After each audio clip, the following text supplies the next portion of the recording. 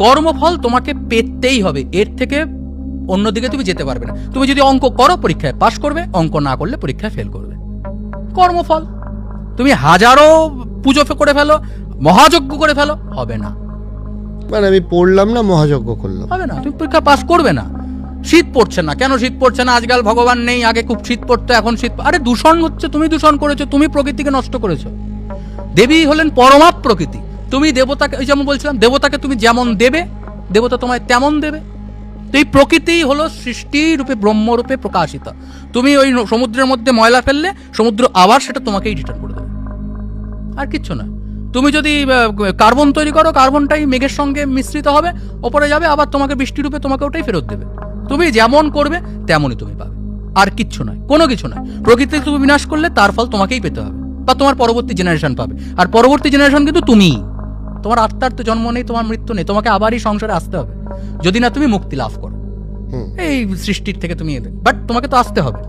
কিংবা ধরো তোমার সন্তান, তার সন্তান, তার সন্তান। এবার কেউ যদি এতটাই স্বার্থপর হয় যে আমি নেক্সট জেনারেশনের জন্য যা হোক কিছু আসে যায় না, তাহলে সেই আসরিক ভাবাপন্ন মানুষকে উদাহরণ হিসেবে ধরা যায় না। মানুষ হলো সে যে পরবর্তী জেনারেশনের জন্য কিছু রেখে যাওয়ার চিন্তা করে।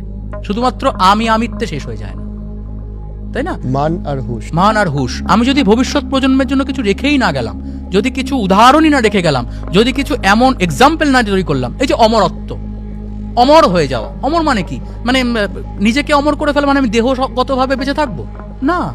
নেতাজি সুভাষচন্দ্র বসু অমর নয়, রবীন্দ্রনাথ ঠাকুর অমর নয়।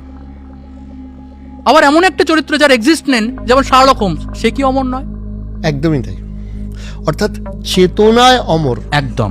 অমৃত মানে হচ্ছে ভালো জিনিসটাকে পাওয়া। এমন কিছু করো এই সমাজের জন্য, মানুষের জন্য, যে মানুষ তোমাকে সিংহাসনে রেখে পূজা করতে দুবার না ভাবে।